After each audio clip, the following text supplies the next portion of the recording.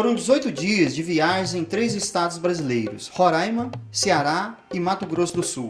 Nosso cinegrafista registra os melhores ângulos ao atravessarmos de balsa rios e nos aventurarmos em dunas, atoleiros, até o Lavrado e Boa Vista.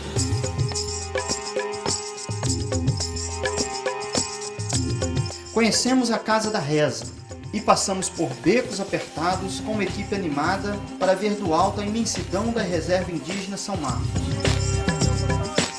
A partir de agora, você vai acompanhar nossa expedição para conhecer o trabalho invisível da Igreja Metodista junto aos povos indígenas em Missão Indigenista Metodista.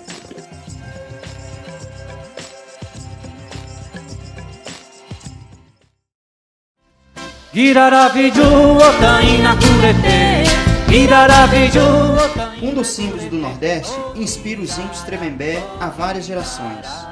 É em volta do cajueiro que é dançado o torém, uma forma de imitar os animais que ensinaram os índios a sobreviver. A coreografia é simples, eles formam uma roda de mãos dadas e ao som do maracá imita o líder que fica ao centro.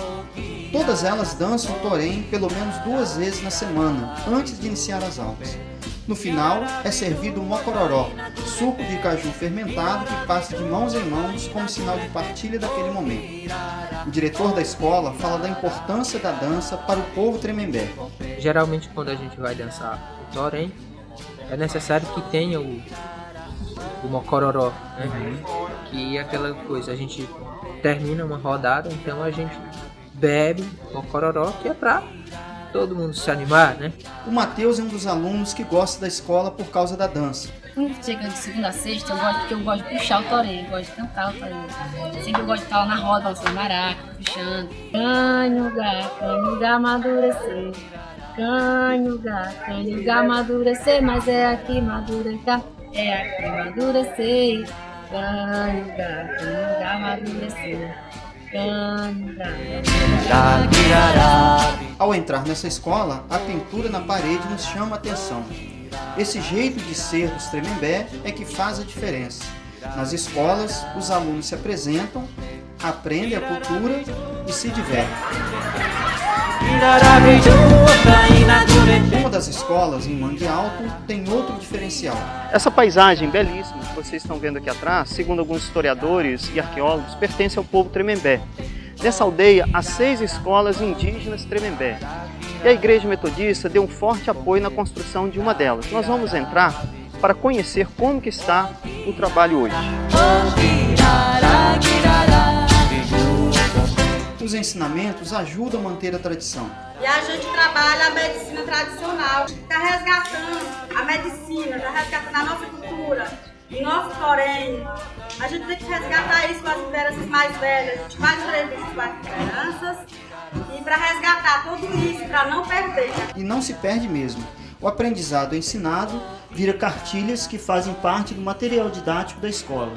Andreina relembra as dificuldades do passado. Na época eu ensinava na minha casa e assim, por várias vezes eu tive que parar a minha aula, no meio da aula eu tive que sair da sala de aula e ter que vir botar água na escola, porque a água aqui era difícil, só tinha água quando não estava tendo a construção. Somente com a água, né? O material, o carro nunca subia para cá para cima, dificilmente vinha algum trator para trazer o material para cá. E uma das pessoas que liderou também, esteve aqui à frente desde o início, é a Marli Schiavini, que ela pode contar pra gente um pouco dessa história, um pouco desse projeto, que teve a fase inicial no ano de 2005. Olha, eu acho que a gente pode chamar, né, pessoal, essa escola de escola do mutirão. Quando a gente começou, só tinha a duna, aí nós conseguimos 2 banheiros confinados, os 2 banheiros ficaram aqui no alto do morro, bem 1 ano e meio. Aí depois a comunidade começou a trabalhar e fez o alicerce. Quando chegou o recurso da igreja, aí nós levantamos as paredes, fizemos toda essa estrutura. Para o presidente da Igreja Metodista é um privilégio fazer parte desse projeto. Ninguém fica de fora do projeto do amor de Deus e da graça de Deus. E a Igreja Metodista também ela trabalha muito a promoção humana.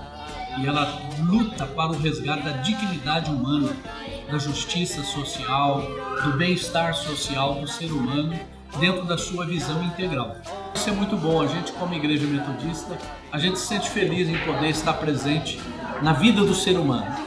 Deixamos a escola e fomos visitar a Dona Geralda. É assim, sentada ao chão trabalhando, que ela nos recebe. Já com 85 anos, Dona Geralda vive do artesanato. Cada colar desse é vendido por R$15 e dá muito trabalho para fazer. Ele passa 10 dias mudando a água dele. Quando está com 10 dias, eu lavo bem lavado, descaldo de novo, porque ele vem bem feliz. Aí quando bota no sol, quando eu vou fazer, aí eu faço ele branco ou rosa. Uma vida difícil para criar os filhos a poucos metros da praia de Almofala. Sabe quantos filhos eu tinha? 20. 20 filhos? Então, neto, a senhora perdeu a conta, né? Não? Mas só tenho 4 filhos. É. Morreu 15. Tá com 20 filhos, fora o cachaceiro. Há outros problemas na aldeia que os Tremembé têm enfrentado há vários anos. A luta do povo Tremembé tem sido acirrada desde a década de 70. De acordo com a FUNAI, dos 4.900 hectares de terras pertencentes aos índios, 70% foram compradas por empresas, além dos invasores poceiros na área da praia. O fato é que grandes mudanças ocorreram no dia a dia do povo Tremembé. Essa área que você está vendo aqui, essas plantações de coco, na verdade eram matas nativas, além das lagoas que foram soterradas e casas que foram derrubadas. Nós vamos pegar esse caminho arenoso que você está vendo aqui até a casa do cacique, que vai explicar para nós um pouco mais dessa história. Além da estrada de areia, é preciso atravessar com cuidado o rio Uracatimirim nessa balsa de madeira.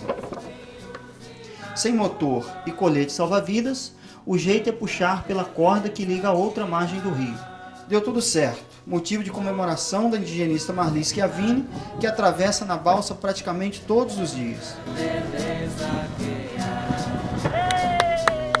O cacique fala dos problemas que eles enfrentam no dia a dia. A briga maior que a gente tem enfrentado hoje é com a empresa do coco, a Agricaciá, né? Ela tem uma boa parte da terra deles, eles tomaram do povo Tremembé. O povo Tremembé é organizado pelo Conselho Indígena Tremembé. Todas as decisões passam por aqui. Os Tremembé têm um rito de passagem para um adolescente ser considerado como um homem. Ele precisa sair e matar um tubarão, mas há outros tubarões que precisam ser caçados. Agora são 3.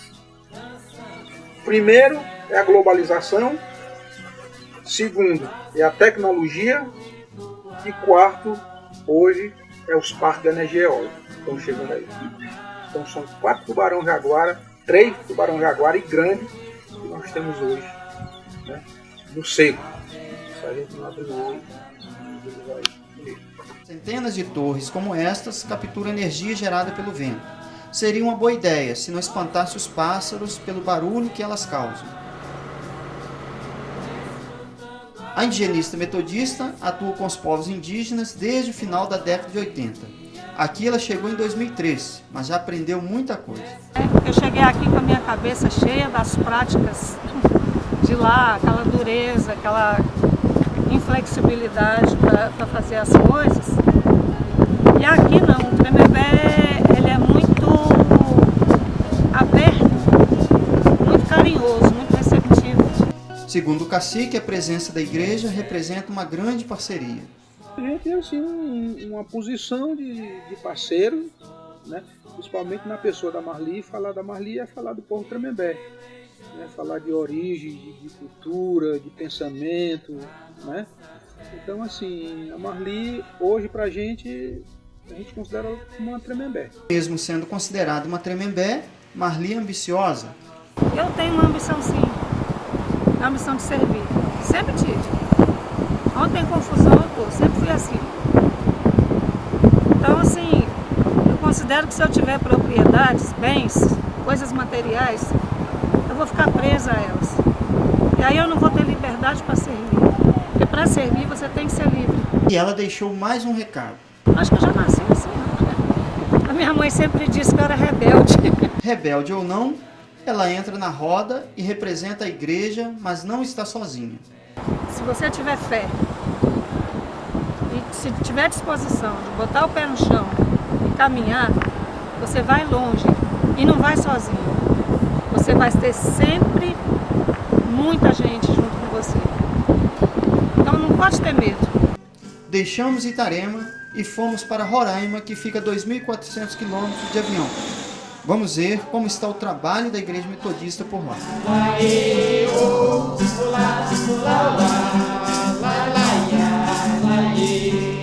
Já em Boa Vista, nossa equipe se prepara para sair. Vamos até o município de Pacaraima, que faz divisa com a Venezuela.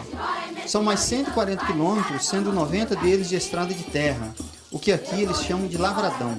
Mas é lá, nesse lavrado imenso, na reserva indígena São Marcos, que fica a aldeia, o Monte Maruai do povo Macuxi. Atravessamos de balsa o rio Urariquera, que vem da Venezuela com seus afluentes até desembocar nos rios Branco, Negro e Amazonas. Depois de 4 horas de viagem, fomos recepcionados pelo primeiro pastor indígena metodista. Quando ele chegou aqui, nos anos 90, havia poucos moradores na aldeia. Só tinha 3 casas.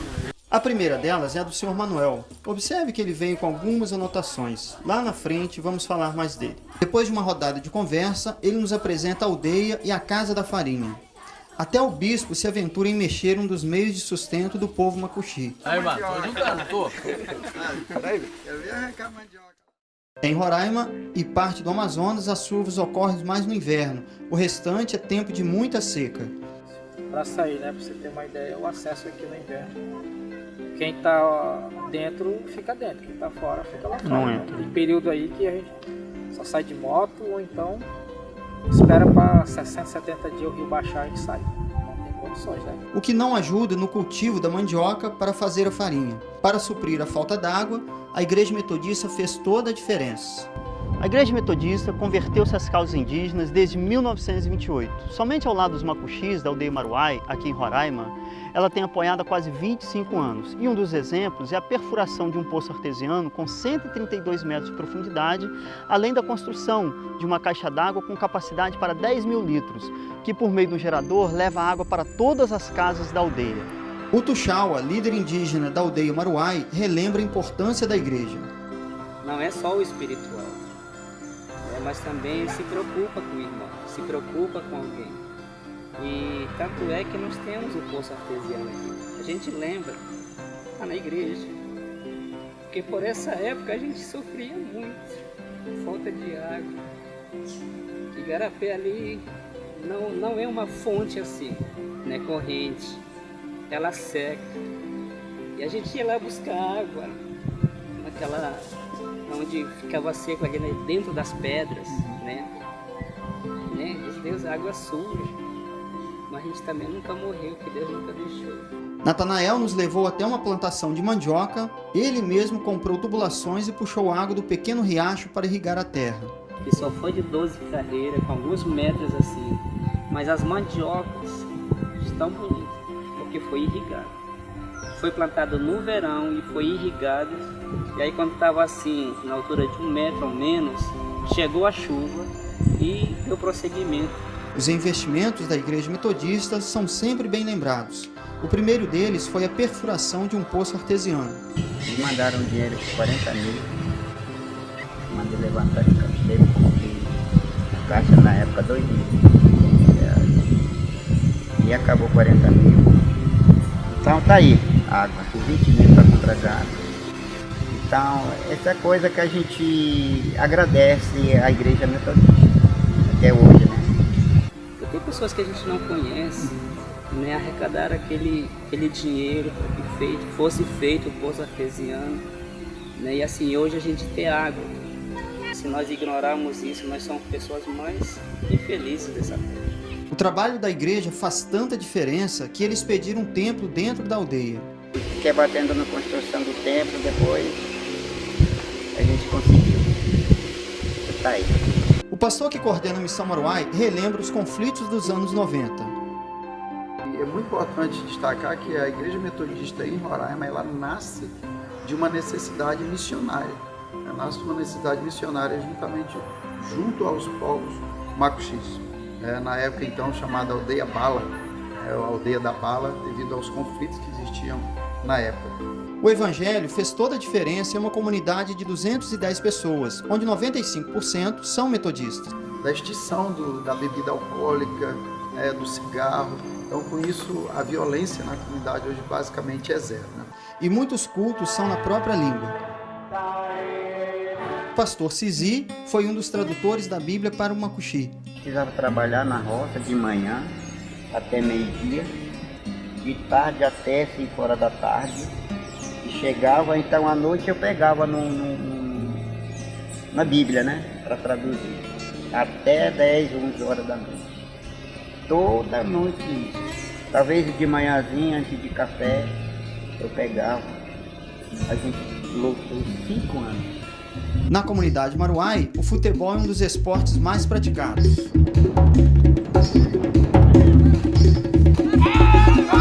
Mesmo com as dificuldades, o governo tem dado assistência à população indígena. Rechel garante que a equipe da CESAI, Secretaria Especial de Saúde Indígena, atende mais de 700 pessoas por mês.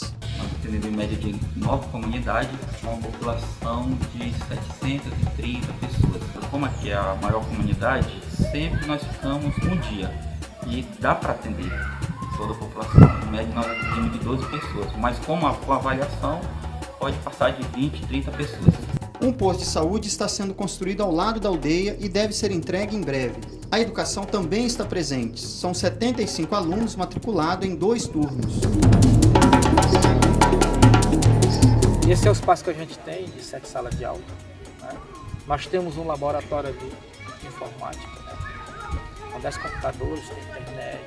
O aluno, quando conclui o ensino médio, ele sai, né? A gente já tem experiência disso e muitas vezes ele não dá continuidade. Falta de recursos, principalmente recursos financeiros. O sonho de Jean é ver mais índios nas universidades em Boa Vista e entrar no mestrado em Física.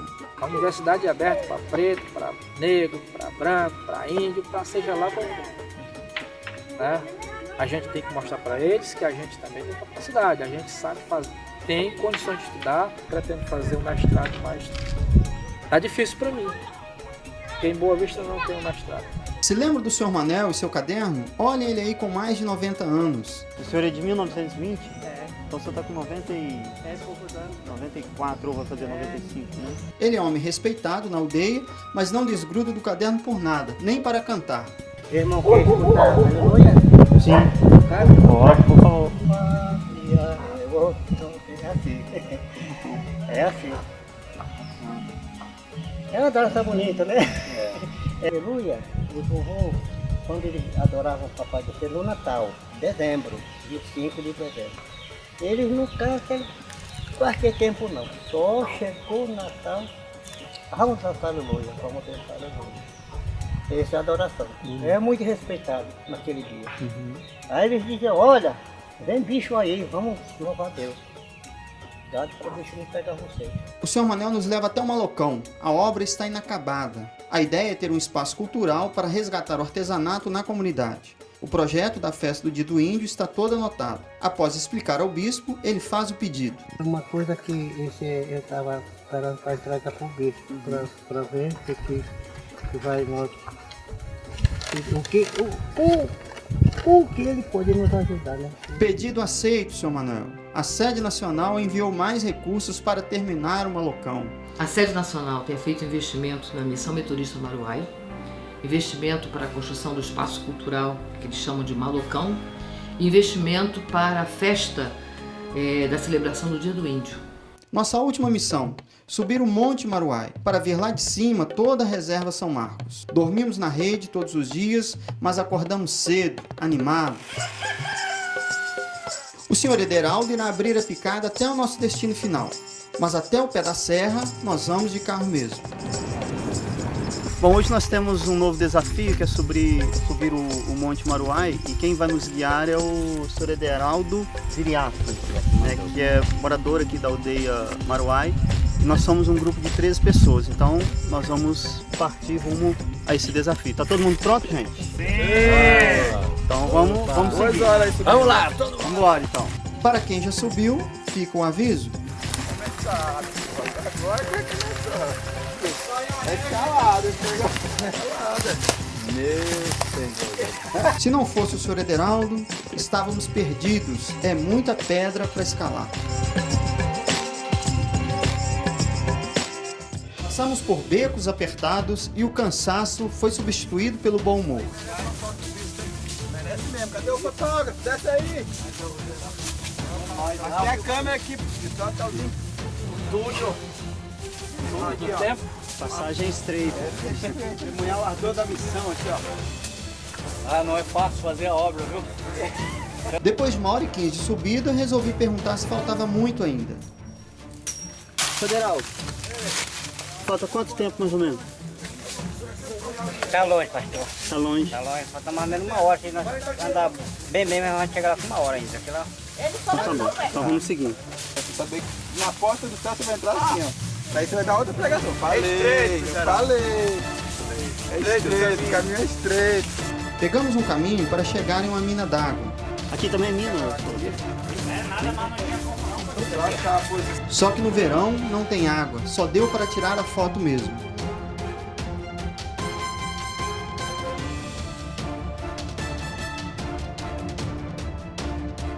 Chegamos em um abrigo, uma das primeiras formas de habitação dos índios Macuxi. Aí, pastor, aí. Panela de barro aí dos índios aí. Rapaz, vai por aqui? Não. Pra cá. Continuamos nossa subida e pergunto mais uma vez se falta muito.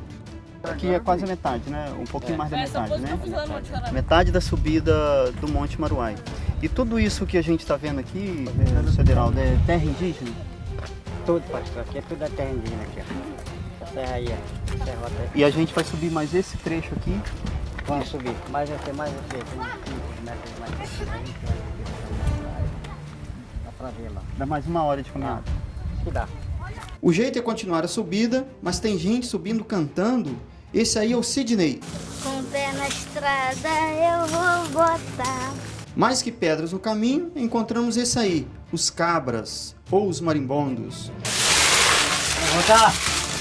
Olha a cabra. Procurar outro meio. Vamos voltar para aquele meio. Ela tem caba lá, ó. O jeito foi ver o topo só de longe. Mas a paisagem já valeu a pena. Um local inspirador. Profetizamos que essas comunidades serão abençoadas, serão supridas em suas necessidades. Agora é só registrar o momento. Ah, e o pastor de Manei tem mais um recadinho antes de descer a serra. Temos como sonho alcançar as outras 8 comunidades vizinhas aqui da comunidade Maruai. Que Deus nos abençoe e ore por nós, por esse projeto, por esse sonho, junto à nossa missão aqui em Roraima. Vamos deixar Roraima e nosso último destino é Mato Grosso do Sul, para conhecer os Guarani Kaiowás. Missão Metodista Tapeporã. O nome é a identidade do projeto. Em Guarani, Tapê quer dizer caminho e Porã, bom. O objetivo é estar ao lado dos índios no bom caminho.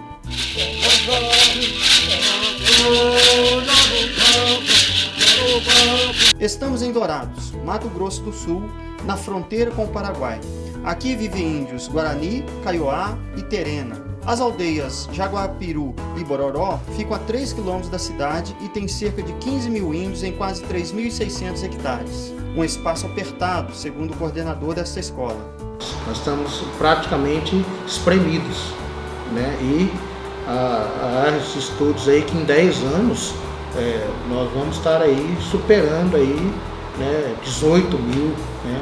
Porque nós temos a estatística que nascem 500 crianças por ano, isso aí inclusive na CESAI, né? Fora aqueles que migram para cá para estudar, para ter melhores condições para ir para a universidade. Então nós não comportamos mais. Historicamente essa aldeia era para 200 índios. Foi aqui no Bororó que tudo começou há quase 90 anos.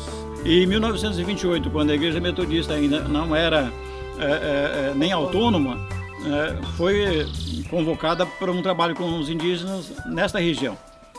E um missionário, aliás, um médico recém-formado, na época com 24 anos, médico, imagina isso em 1928, e a Igreja Metodista assumiu esse médico dentro de uma associação de catequese que era composta pela Igreja Presbiteriana e Presbiteriana Independente, né? Depois permaneceu nessa associação até 1945 e retorna ao trabalho com os índios em 1972 com o bispo Sila Franco, né, trabalhando na região aqui de Dourados com alguns índios de outras aldeias. E em 78, a convite da FUNAI, né, ele elabora um projeto chamado Roça Comunitária para desenvolver aqui nesse local onde nós estamos. O presidente do Colégio Episcopal ressalta a importância dessa iniciativa. Quem veio para dar assistência a esse povo foi o bispo Sila, o falecido bispo Sila Franco, né? Então desenvolveu todo um trabalho voltado para a subsistência, para a agricultura, bem como, obviamente, em nome da igreja, em nome do evangelho e dando testemunho através de uma ação solidária, através da assistência social, através da convivência com este povo para a promoção da dignidade e da vida deles. A viúva do falecido bispo Sila Franco fala da experiência missionária. Essa vocação de vocês era uma realização de vocês? Era, porque eu, inclusive, deixava as minhas crianças em casa para ficar com ele lá no mato. Eu fazia leite de soja. Agora não é que nem agora que tem a vaca mecânica, né? Eu fazia tudo manual. As fotos revelam os 32 anos dos missionários em Dourados. Ronaldo lembra a época em que a Igreja Metodista investiu na vaca mecânica. Logo quando eu entrei trabalhar juntamente com o pessoal na montagem da vaca mecânica, da produção de leite de soja, aí eu vi a diferença que ele estava fazendo para a comunidade, né? Que o trabalho que estava vindo, né? Que a gente via que a igreja tinha muito interesse de ajudar o pessoal aqui da aldeia. A vaca mecânica foi muito bem utilizada aqui no Bororó, porque além das crianças carentes que tem, que inclusive as fotos mostram aqui como são as carentes vinhas, as crianças carentes vinham pegar esse leite, já ver com um galãozinho, tudo, que essa criança, talvez esse leite era o café da manhã, o almoço e a janta já. A vaca mecânica produzia leite de soja para evitar possíveis doenças nas crianças. Hoje está desativada porque o governo construiu postos de saúde e fornece remédios gratuitos. Ronaldo é técnico em enfermagem e tradutor da língua guarani em um dos postos de saúde na aldeia. Ele chega mais cedo, aí fala, não tem médico hoje. Tudo bem, baixa a cabeça e sai. Fica lá no portão me esperando. Aí eu chego e aí eles perguntam no guarani. Aí eu vou explicar, falar e tudo bem, sai. Também é função dele ir nas casas quando os pacientes não chegam aos postos de saúde. O acompanhamos em uma visita. Aqui o Sr. Paulo Cardoso só fala e entende o guarani. Chame Quape Hidrodia. Quai. Pelu era onde era coi. Pe outro pandei que cupa. 22. A casa do Sr. Paulo é simples. Um cômodo com paredes de lona, telhados de folha e não vimos cama para dormir. O governo faz o controle de vacinas e pesagem das crianças uma vez por mês, mas às vezes há resistência das próprias mães. Tem muitas crianças baixo peso, nós temos bastante aqui na aldeia. Tem muitas mães resistentes, que outro dia a gente foi atrás de uma mãe, a mãe saiu correndo no mato, na frente de nós assim. A criança não corre. A gente não pode fazer nada, né? Vê ela correndo e deixa ela correr. Mas aí a gente aciona as lideranças, os conselhos tutelares, tudo para... Aí já não é mais com nós. O trabalho em conjunto do governo federal e lideranças indígenas contribui para a queda de mortalidade infantil. Eu estava vendo que a mortalidade está lá embaixo, que só veio caindo, né? E hoje a gente está, por causa dessa equipe que trabalha aqui, não tem essa equipe, outra equipe lá, cada um corre atrás. Outro projeto da Igreja Metodista, em parceria com a Igreja da Alemanha, é a horta medicinal. Só que você precisa cuidar e ele não cresce assim. O Sr. Escobar é quem cuida das ervas medicinais. Aqui encontramos remédios para má digestão, queda de cabelo, diarreia, resfriados São mais de 20 ervas medicinais plantadas neste espaço, incluindo o cedro, que serve para curar desinteria, febre e infecções. As crianças das escolas têm aulas de campo aqui na horta. Da escola ensinar para esse aqui para bom, que é bom. Aluno se tocar no papel e levar, né? Porque meu filho mesmo que está estudando não sabia nada, mas assim, aluno ensinar. Aí fala, que é bom. Mesmo com a chegada dos postos de saúde que fornecem remédios, a horta ainda funciona como um suporte para a cura de doenças. É muito procurar, e principalmente essa região aqui do Bororó, que é o fundão que a gente fala, né? Esse procura bastante ainda. Primeiro procura no mato, se não achar vai nada. E não só pelos índios daqui, mas o pessoal da cidade sabe, né, que a horta lá todo mundo sabe que tem horta medicinal lá. A Igreja Metodista, por meio dos missionários indigenistas, tem levado há vários anos ao povo indígena a saúde bucal. A gente só tem esse, que começou, né, na década de 90, né, e foi, acho que é muito importante, porque na época que começou a gente não tinha nem CESAI, né? Hoje a gente tem CESAI, mas o trabalho que o dentista faz na CESAI não dá para nem comparar com esse trabalho que o pessoal, a equipe vem fazer aqui. O trabalho é fruto de uma parceria com a Universidade Metodista e já ultrapassou a 100ª edição. Em 2011, foi inaugurada na aldeia a primeira Vila Olímpica Indígena do Brasil, um investimento do governo de R$1,5 milhão. Mas a vila não está sendo tão útil assim. É pouco utilizado. Olha, a gente precisa mais de parceria, a gente precisa de alguns órgãos ou a ONG, alguma coisa assim para estar fazendo um movimento, né? Aqui precisa de pessoas para praticar esporte. Hoje nossos jovens estão se perdendo nas drogas, né? Estão se perdendo na bebida por falta de ter isso, um lugar de lazer, um lugar e as pessoas puderem, né, ocupar, né, porque hoje não tem isso, né. A gente vê a Vila Olímpica tá aí, foi construída, mas até hoje ninguém fez ela funcionar, né.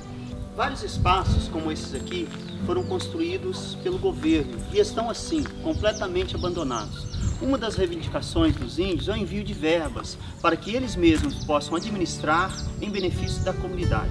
Nós temos a nossa organização aqui e estamos assim, né, buscando parceria, buscando mais convênio, né, entre a prefeitura, entre a FUNAI, ter mais diálogo, né. Pô, na área da educação a gente, né, tá faltando sala de aula, tem muitas crianças fora da sala de aula, né. Então isso é preocupante para nós. Nós que somos líderes, nós temos que correr atrás, nós temos que bater nas portas ali da prefeitura, né, lá no estado, enfim. É o nosso trabalho de líder aqui, né. Na saúde é a mesma coisa, né. A gente está vendo que os PS, os postos de saúde hoje estão sem remédio, né. As salas de aula existem, mas o que vimos por aqui, além de banheiros sujos e janelas com vidros quebrados, foram cadeiras empilhadas e prédios completamente abandonados. Os espaços públicos servem como ponto de apoio para a equipe do CESAI ou para a distribuição de alimentos. Nas escolas que funcionam, a parte cultural é preservada. Um dos pontos importantes é que nós abordamos principalmente a nossa língua, a língua materna. A língua materna, principalmente na nossa escola, quando a criança chega, ela é falante, né, da língua guarani. Então, português ela é uma língua estrangeira. Dentro da história indígena, nós vamos conversar a respeito do quê? Nós temos que falar a respeito da nossa história, de como trajetória. Nós temos a história que os mais velhos vêm para a escola contar, né? Vem trabalhar a questão, principalmente, da questão culinária. Não é como nós pensamos a escola, não é só dança, não é só são as questões do Yanderecô, como ser e viver indígena. Não muito distante daqui, fica outra aldeia que os missionários metodistas também dão atendimento. Aqui estudam 350 a 400 alunos que moram na aldeia campestre. O nome dessa escola significa fonte de sabedoria dos pequenos de Deus. Mas para o professor que está na escola há 12 anos, falta investimento no ensino. Eu, como professor, sinto uma ausência do poder público, que tem o maior dever de estar atendendo a nossa comunidade. Isso sem falar dos perigos que rondam as aldeias. A gente tem um aumento de violência, de uso de droga, consumo de bebida alcoólica, é uma das coisas que atinge muito a comunidade indígena. Mas nem tudo está perdido. De volta a Dourados, encontramos o Sr. Livanir, na aldeia Jaguapiru, um apaixonado por futebol. Quando eu era molequinho, eu já gostava, né, de correr atrás da bola. Eu gostava, eu tinha essa paixão, comigo era bola, às vezes nem comia, né? Minha mãe era terrível, sempre me puxava a orelha, porque não, vem cá, você tem que fazer isso, tem que se alimentar, e eu não dava muito ouvido não, queria só bola, queria só o esporte. Ele correu tanto que hoje é presidente de uma associação indígena. Em 83 nós começamos já a trabalhar no esporte, com a molecada e tal, articulando alguma coisa, num campo só, que era o terrão. E aí surgiu a ideia de fazer a primeira competição. Mas qual seria o nome? Qual seria o nome? Aí pensando bem, a gente pensou, poxa, mas tem aqui a Guarani, tem o Tereno e tem o Kaiowá. Então vamos fazer o Guateca. O Sr. Livanir tem tido resultados expressivos dentro e fora de campo. Uma mãe ou pais, não só vários, chegando para agradecer. Olha, nós viemos aqui agradecer ao senhor, professor. Agradecer por quê, minha irmã? Não, porque meu filho estava na droga, meu filho não me respeitava mais, meu filho não queria estudar. E hoje está treinando com o senhor, hoje é outra pessoa. Sem fazer distinção, ele mostra com orgulho as fotos de seu trabalho. Aqui tá as 3 etnias, viu? Guarani, Tereno e Kaiowá. Mesma coisa, sempre trabalhamos com as 3 etnias. Sempre foi. Esse menino aqui é do Corinthians, esse aqui é o Vladimir. Uma vez que ele veio aqui, eu tive a honra de tirar uma foto com ele. Deixamos o esporte e vamos entender um pouco a parte espiritual da aldeia. Visitamos a Casa da Reza. Até aonde pode alcançar? Como agora? Em dias de chuva, não foi tão fácil chegar. Mas quando chegamos, fomos recebidos pelo Inhanderu e a Inhandeci, os líderes religiosos da aldeia Jaguapiru. O ritual religioso Jeroqui Guaçu é uma das formas de receber quem chega.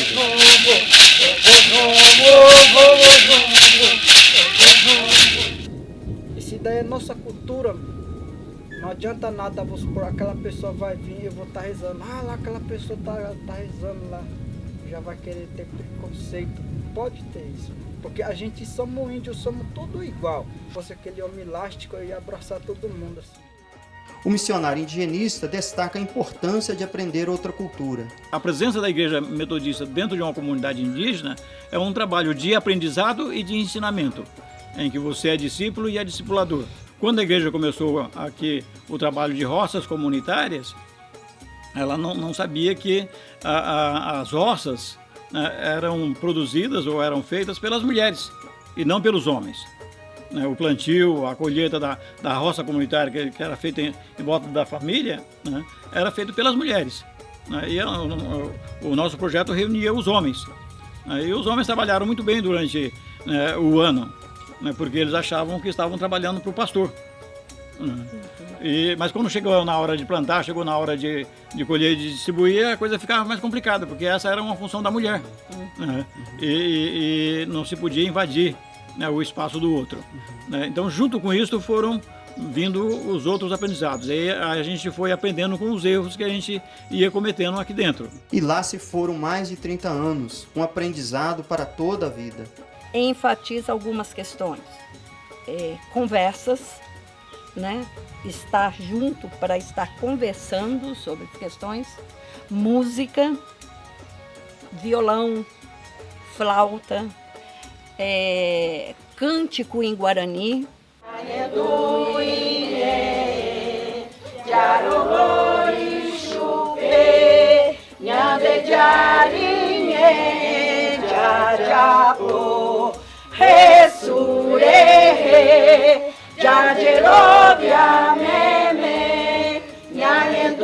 A área nacional da Igreja Metodista construiu um espaço para reuniões e celebrações. De estar sentando para conversar, do esporte, da celebração, das devocionais.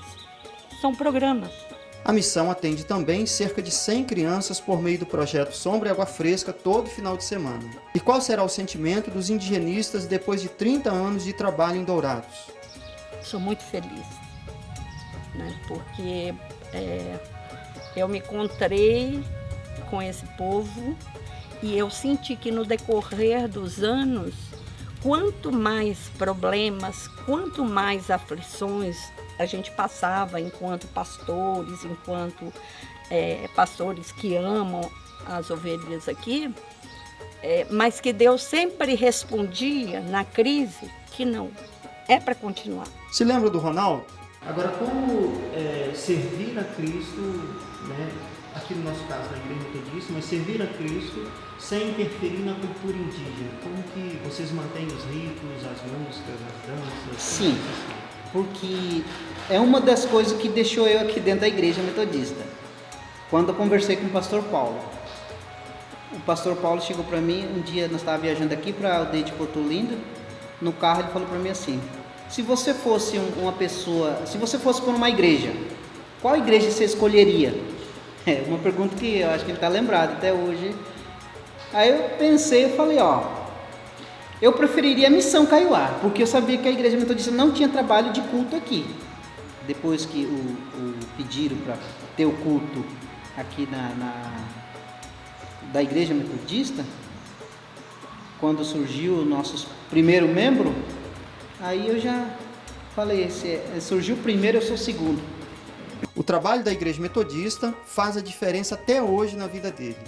Eu bebia, eu bebo, eu fumo, tanto é que a pastora falava no meu ouvido. Hoje dou graças a Deus que eu parei de fumar, eu parei de beber.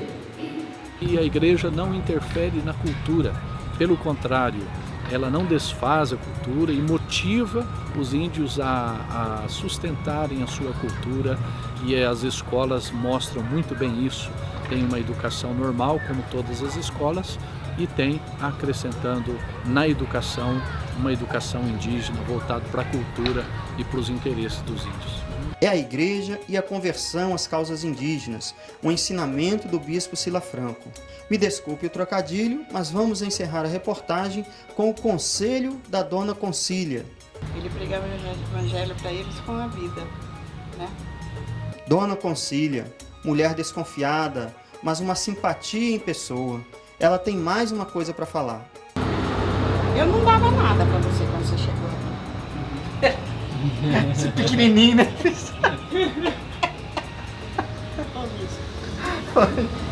Verdade. Quem é esse menino que veio? Ninguém falou isso. Mas Deus abençoe muito, viu? Você tem um trabalho maravilhoso, tá? Você é simpático. Que bom. Como diz o índio, né? Você é bonito, né? Você é simpático. Simpática é a senhora, Dona Concília. E obrigado por sua contribuição junto aos povos indígenas.